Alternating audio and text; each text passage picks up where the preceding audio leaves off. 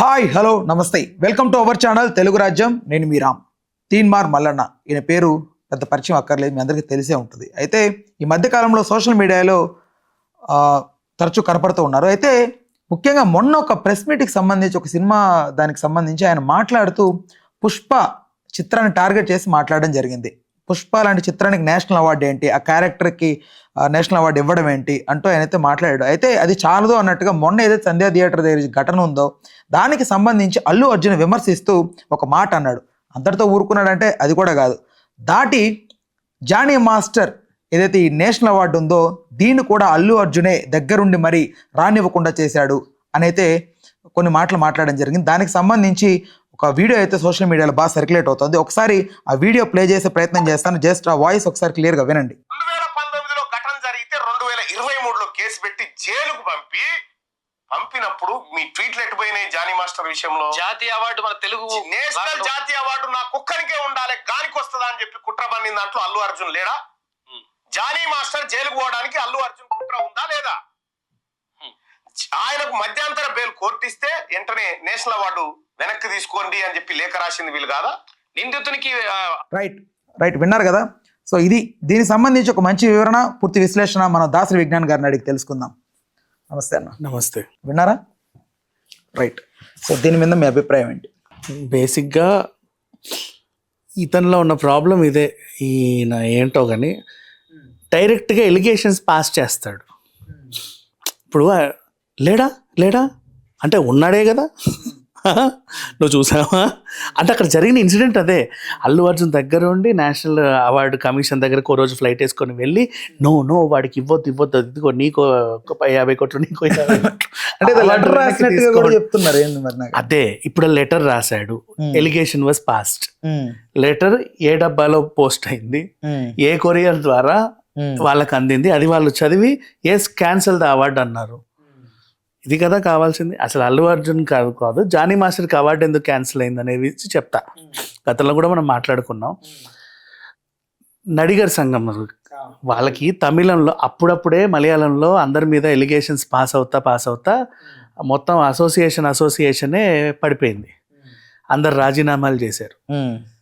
Next తమిళ్లో అప్పుడప్పుడే రాధిక గారు గొంతెత్తి డైరెక్ట్ కమల్ హాసన్ మీద ఎలిగేషన్ పాస్ చేసింది. అవును. ఇకపోతే ఎంతమంది పైకి వస్తారో ఏంటో తెలియదు. ఈ టైంలో ఒక అరెస్ట్ జరిగింది, లైంగికంగా వేధించాడు, అత్యాచారం చేశాడు, ఒక కేసు. ఎవరయ్యా అంటే మీ తమిళోడే నిన్నగా మీరే అవార్డు ఇచ్చారు, చూసారు ఎలాంటి వాళ్ళకి అవార్డు ఇచ్చారని మిగతా వాళ్ళ చేత అనిపించుకోకుండా పలానా ఆయన మాకు సినిమాకి ఏదో చేశాడండి, ఒక పాటకి 2 గెంతులు నేర్పాడు, ఆ నేర్పిన గెంతులు బాగా అందరికీ విపరీతంగా నచ్చి ఆయనకు అవార్డు ఇచ్చుకున్నాం, ప్రకటించారు మీరు. అవి వద్దు. ఆయన మా దగ్గరే కాదు వేరే భాషల్లో కూడా గెంతులు నేర్పిస్తాడు.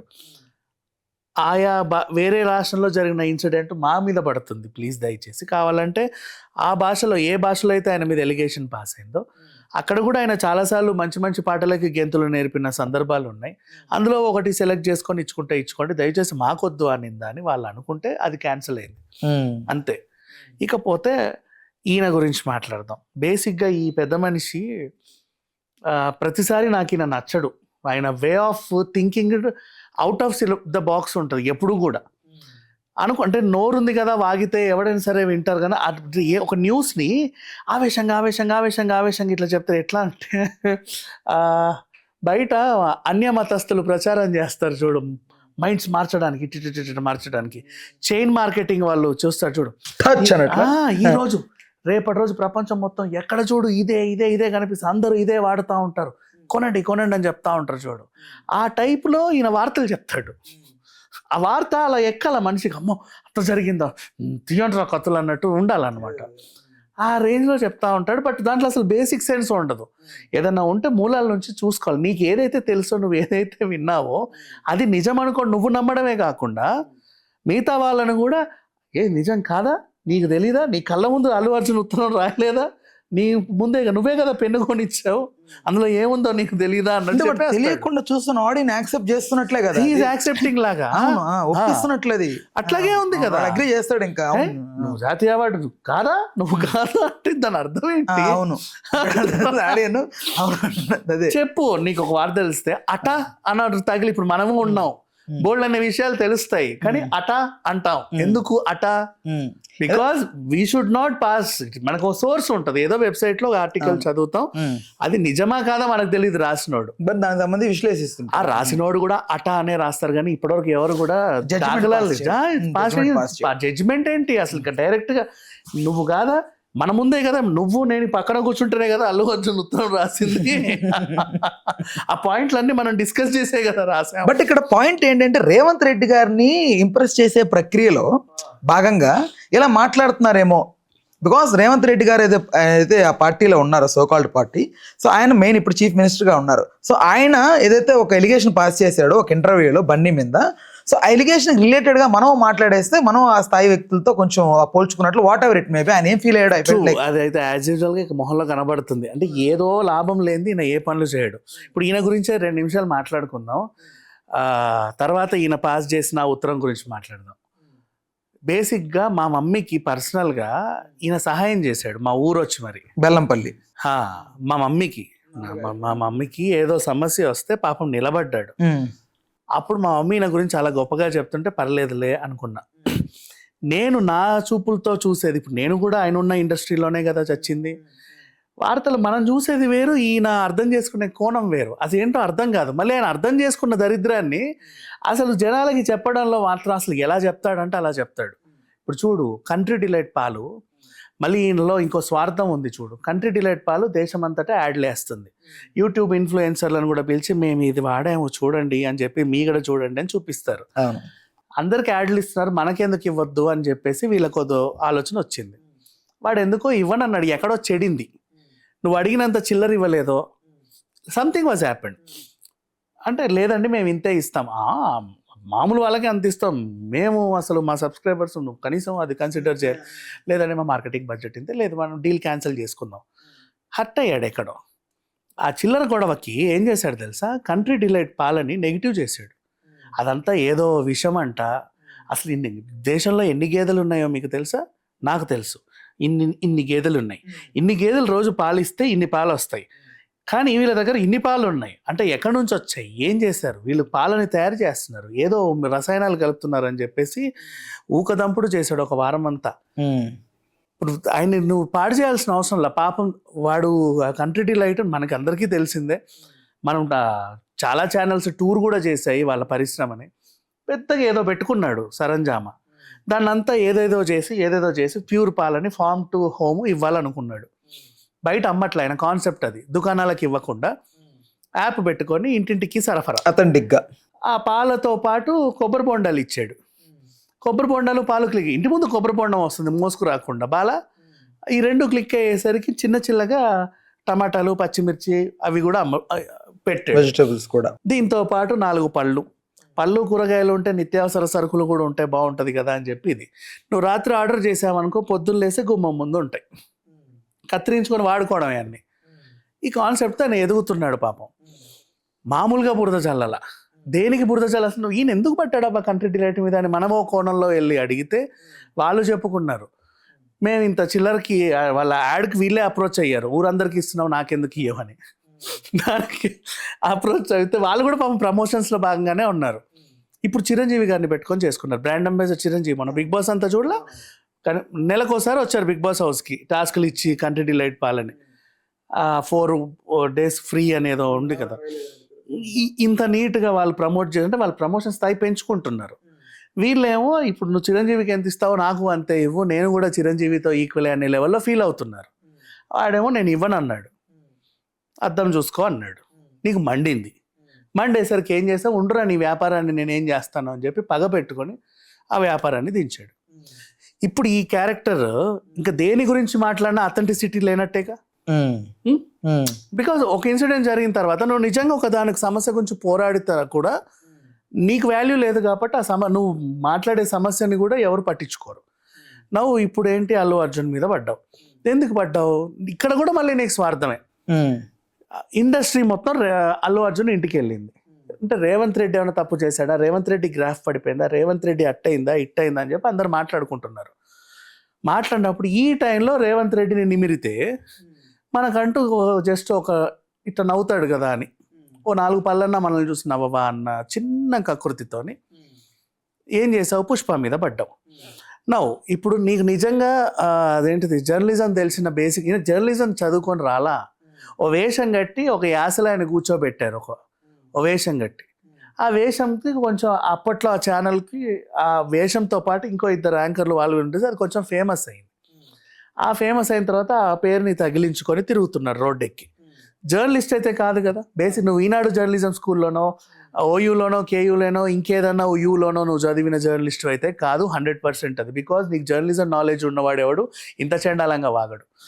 అండ్ ఆ తర్వాత కాకపోతే ఫాలోవర్స్ తయారయ్యారు నీకు, but you're not a journalist. ఒక వేషగాడివి, నీకు ఫాలోవర్స్ తయారయ్యారు. నువ్వు దాన్ని చూసుకొని జనాలని నిన్ను ఎవరైతే ఫాలో అవుతున్నారో వాళ్ళని నువ్వు ప్రతిదీ నమ్మించే ప్రయత్నం చేసుకుంటూ వెళ్తున్నావు అనమాట, ఒక గారెడీ చేసుకుంటూ.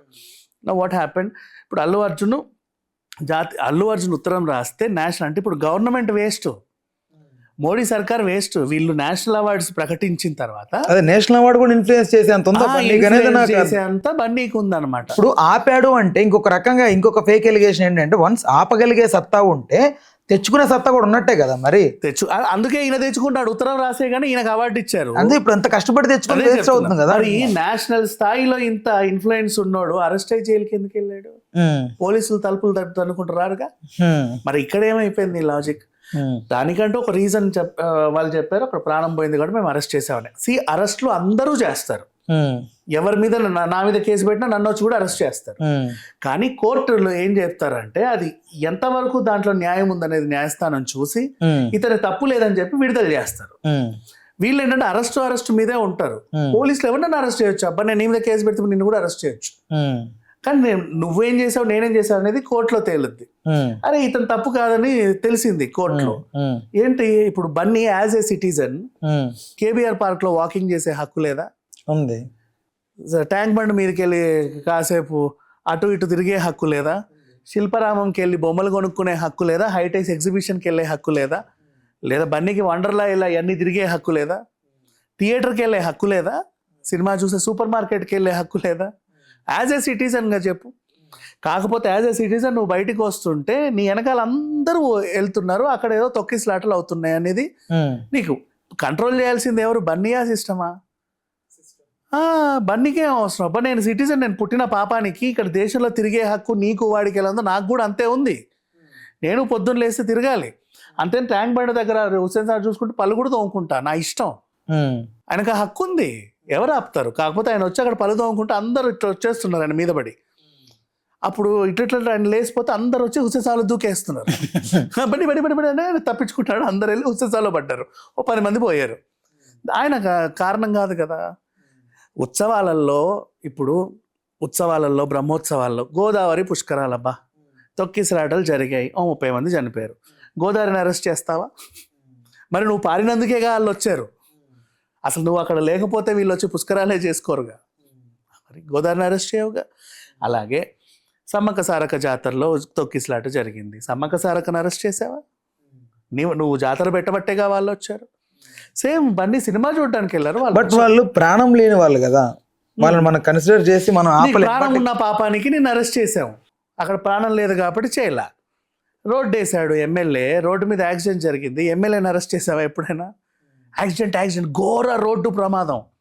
మరి నేషనల్ హైవే ఎవడేసాడు వాడిని అందరిని అరెస్ట్ చేయండి, హైవేని బ్యాన్ చేసి పడేయండి. మరి ఘోర రోడ్డు ప్రమాదం కదా. ఔటర్ రింగ్ రోడ్డు మీద ప్రమాదం జరిగింది. ఇప్పుడు సరే వైఎస్ఆర్ గారు లేరు, ఎవరైతే దాన్ని ప్రణాళిక రూపొందించారో ఇంజనీర్లు అందరిని అరెస్ట్ చేసేయండి. నువ్వు ఔటర్ రింగ్ రోడ్ పెట్టినందుకేగా మరి వాడు వచ్చి చచ్చాడు. రీజన్ వెతుక్కుంటే 100 ఉంటాయి నువ్వు మనిషిని అరెస్ట్ చేయాలి అనుకుంటే. ఇప్పుడు నిజంగా నువ్వు అరెస్ట్ చేయాలంటే ఎవరిని చేయాలి తెలుసా? సీసీటీవీ ఫుటేజ్ గమనించి ఎవడైతే తొక్కుకుంటూ వెళ్ళాడో తీసి ఆ ఫుటేజ్ తీసి ఆ మరుస్తూ ఉంది అన్న తొక్కకండి అన్న 2 మనుషులు అయినా తొక్కావు నువ్వు, వాళ్ళని పట్టుకొచ్చి మోకాళ్ళ మీద నిలబెట్టి ఎందుకురా తొక్కావు, మనిషి స్పర్శ నీకు తెలియట్లేదా అంటే, లేదండి మమ్మల్ని ఇలా తొక్కమని ఎవరినో చంపమని పలానోళ్ళు పంపారని చెప్పరు వాళ్ళు. ఇంటెన్షన్ ఉంది కాబట్టి వచ్చి తొక్కారు, లేకపోతే మనిషి అన్నవాడికి మనిషిని తొక్కుతుంటే తెలియదా అమ్మా? రేవతి ఎంత మంచి పర్సనాలిటీయే కదా ఉంది, ఆ పిల్లోడు ఎంత ఉన్నాడు, ఈయన చిన్న పసికందా నువ్వు తొక్కితే అయ్యో ప్రాణం పోవడానికి. బల్లిని ఎలుకైతే కాదు కదమ్మా మనిషి. ఇంత ప్రాణం ఉన్న కుక్కను తొక్కితేనే తెలుస్తుంది మనకి అమ్మో ఏదో అయింది అని. అంత పెద్ద మనిషి తొక్కుతున్నావు నువ్వు, అన్నిసార్లు తొక్కి తొక్కి తొక్కి అటు తొక్కి ఇటు, ఇటు తొక్కి అటు వెళ్ళావు, మెడ తొక్కావో మోహన్ తొక్కావో తెలీదు, తొక్కావు. That's what happened. నీ కాళ్ళ కింద మనిషి ఉన్న స్పర్శ నీకు తెలీదా? తెలిసినప్పుడు ఎందుకు తొక్కావు? అది కదా ఇంటెన్షనల్ అని చెప్పి నువ్వు అల్లు అర్జున్ మీద కేసు పెట్టావు. ఇది కదా ఇంటెన్షన్. ఆ తొక్కిన వాళ్ళని సీసీటీవీ ఫుటేజ్లో తీసుకొచ్చి ఎవడన్నా నిలబెట్టాడు ఈ రోజు వరకు? వాళ్ళందరినీ విచారణ చేస్తే కదా వాళ్ళు చెప్తారు ఎందుకురా చేశారు అని. దెన్ ఇప్పుడు వాళ్ళందరూ ఉన్నారో లేదో కూడా తెలియదు, ఫరారీలో ఉన్నారో లేదో కూడా తెలియదు, ఎవడు తొక్కాడో కూడా తెలియదు. 1200 మంది టికెట్లు, అందరూ వచ్చాం, మేం కాదు అంటారు. టికెట్ కొన్నాడు ఫర్ ఎగ్జాంపుల్, లేదు 4 అనుమానాస్పదంగా తిరుగుతున్నారు, వాళ్ళు లేరు ఇప్పుడు సిటీలో ఆ రోజు నుంచి ఈ రోజు వరకు. వాళ్ళ అడ్రస్లు ఏరా అంటే పలానా రోజు నుంచి మావాడు కనబడట్లేదండి, పలానా రోజు నుంచి మావాడు కనబడట్లేదు, అటు వెళ్ళాడు. ఓకే, ఒక 5 ఆ ఇన్సిడెంట్ తర్వాత నుంచి కనబడట్లేదు లేదా అనుమానాస్పదంగా తిరుగుతున్నారు. So something was happen there. వాళ్ళని ఎవరు ఉద్దేశం దాటించారు, వాళ్ళని ఎవరు ఏం చేశారు, వాళ్ళందరినీ పట్టుకొని అడగాలి కదా. అక్కడ జరిగింది ఇన్సిడెంట్, నువ్వు బన్నీ అని చెప్పి బన్నీ మీదకి నెట్టావు, డైవర్ట్ చేసేసావు, తొక్కిన వాళ్ళని కాపాడావు. ఎవరి మీద బన్నీ అరెస్ట్ అనగానే ఈ తొక్కిన వాళ్ళ గురించి అందరూ మర్చిపోయారు. ఇప్పుడు తీయండి సమస్యను మళ్ళీ పైకి, తెలుస్తుంది కదా ఎవడు తొక్కాడు అనేది. ఎంతసేపు తెలవాలంటే ఇది కదా జర్నలిజం అంటే, ఇది కదా ఇన్వెస్టిగేషన్ జర్నలిస్టులు అంటే. ఊరికే కూర్చొని వాగుడు కాదు కదా, పిచ్చిగా నోటికి వచ్చినట్టు. ఏదో నేషనల్ అవార్డు అసలు ఎర్రచందన్ వాడికి ఎలా ఇస్తారని ఇప్పటికి ఇచ్చి 1 year చెప్తున్నా. 69th ఫిలింఫేర్ అవార్డు అల్లు అర్జున్కి వచ్చింది, 70th రిషబ్ శెట్టికి వచ్చింది. ఈ 2024 71 నాకు తెలియదు. నెక్స్ట్ నేషనల్ అవార్డు కూడా బన్నీకే వస్తుంది. ఏం చేస్తావు? నవ్వు ఎర్రచందనం స్మగ్లర్కి అవార్డు ఇచ్చేవాడు అంటున్నావు. వీడు జర్నలిస్ట్ అయితే ఆ వాగడు. అవార్డు అనేది ఎవరిస్తారంటే పాత్రకి కాదు, పాత్ర పోషించినటువంటి నటుడి ప్రతిభను గుర్తించి ఇస్తారు. వాడు దొంగే కానీ, కూనీకోరే కానీ, జాకెట్ చింపేసినే కానీ, వాట్ ఎవర్ అయినా సరే వాడి ప్రతిభను మెచ్చి ఆ కళా పోషణ చేసినటువంటి కళాకారుడికి అంత బాగా చేసావని చెప్పి అవార్డు. బట్ జానీ మాస్టర్కి ఇచ్చి ఉండాలి మన తెలుగువాడు అనేది. ఇప్పుడు జానీ మాస్టర్ని వీరు ఒక రకంగా ఇట్లా మాట్లాడుతున్నారంటే సపోర్టివ్గా, ఒక రకంగా ఆ అమ్మాయికి నెగిటివ్గా మాట్లాడుతున్నారంటే లెక్క. అవును, బట్ వై? బికాజ్ ఎందుకు వీళ్ళది అప్పుడు ఎందుకు మాట్లాడలేదు, ఇప్పుడే ఎందుకు మాట్లాడుతున్నారు? ఇప్పుడు ఎందుకంటే మెప్పు ఇప్పుడు ఉంది కదా, అప్పుడు లేదు కదా, అప్పుడు సిచ్యువేషన్ లేదు. ఇప్పుడు నువ్వు అలా వాగితే, బన్నీ కూడా ఏదో రకంగా వాగితే రేవంత్ రెడ్డి గారికి భజన చేసినట్టుగా ఆయన ఫీల్ అయ్యి నిన్ను మీ సభ నా గురించి ఎంత బాగా మాట్లాడాడో అనుకోవాలి. దానికోసం పాకులాట, అంతమించి ఏమీ లేదు. ఫస్ట్ ఈ దరిద్రాన్ని ఫాలో అవ్వడం మానేయండి. మనం ఇంతసేపు మాట్లాడుకోవడం కూడా దండగా. రైట్, ఓకే అన్న, thanks for the time, thanks for information. Right, so చూస్తున్న మీకు ఈ ఘటనపై మల్లన్న గారి ఈ కామెంట్స్ పై మీరేమనుకున్నారు ఖచ్చితంగా కామెంట్ రూపంలో తెలియజేయండి. Thank you. Please do subscribe to Telugu Rajyam channel. Please do subscribe to Telugu Rajyam channel. Please do subscribe to Telugu Rajyam channel. Hi అండి, నేను మీ ఆర్పీని, నెల్లూరు పెద్దారెడ్డి చేపల పులుసు ఓనర్ని. మీరు తెలుగు రాజ్యం అనే ఈ యూట్యూబ్ ఛానల్ సబ్స్క్రైబ్ చేసుకుని మంచి మంచి వీడియోలతో వస్తారు. Thank you so much. Hi people, I'm Sonakshi Verma and you please watch Telugu Rajam and please subscribe to the channel.